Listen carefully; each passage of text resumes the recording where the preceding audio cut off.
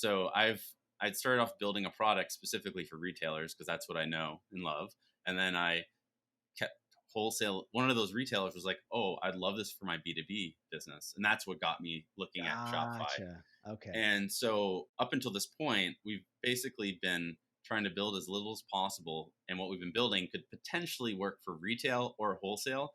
But I've gotten to that point in the business where I'm like, I need to do a better job of identifying what's the market segment. And been, the biggest thing for me is understanding what's the segment of the market that does wholesale on Shopify. Because, if we were to take this product, which I mean, in terms of like, what are some of the variables to lock in? Like, I want to stay in the Shopify app ecosystem because I understand it. Um, it's something that I'd say like one of my unfair advantages, just because my experience and knowledge around the APIs and just comfort level with how the tech works. Mm-hmm. But I need to make sure that it aligns with is the B2B segment a growing market in Shopify. Mm-hmm.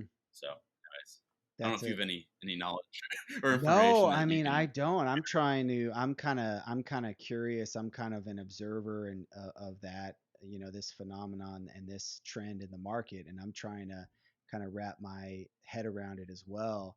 I'm curious, like when they're selling B2B through Squarespace, because a lot of what Yep. I understand about selling, B2B and wholesale is it's just all manual. It's just all email and Hmm. spreadsheets. So are they essentially, using the website as like basic lead generation and then just doing everything manually?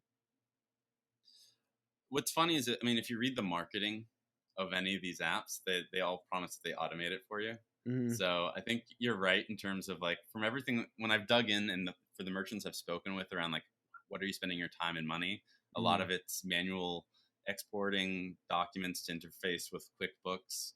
You're dealing with um, line sheets.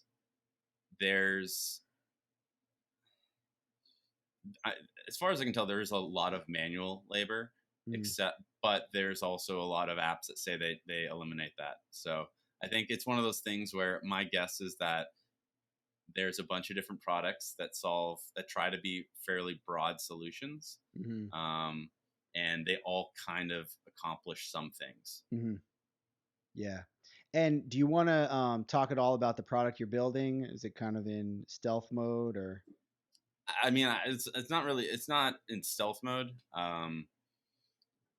It's as I said, part of the challenge has been clarifying the target audience. So what Mm. I can tell you, and I think honestly, because otherwise I'll just confuse people. The simplest, so it's like know your audience. The simplest thing I can say is I've been exploring tools to improve repeat purchase rates Hmm. for existing customers. So, for example, if you are selling perishable goods, and once you've acquired a customer, the natural expectation is that you want to then sell to them again. So, how do you remove the friction in that?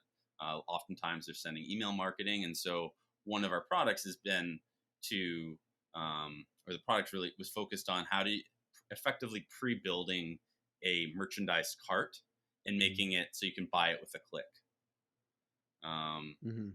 Right. So how do you eliminate the friction and make it easy to personalize a product for someone who's previously purchased from you, Hmm. and then they can make some tweaks to customize it to Hmm. exactly what they want. And because otherwise you'd be doing that through email exchanges.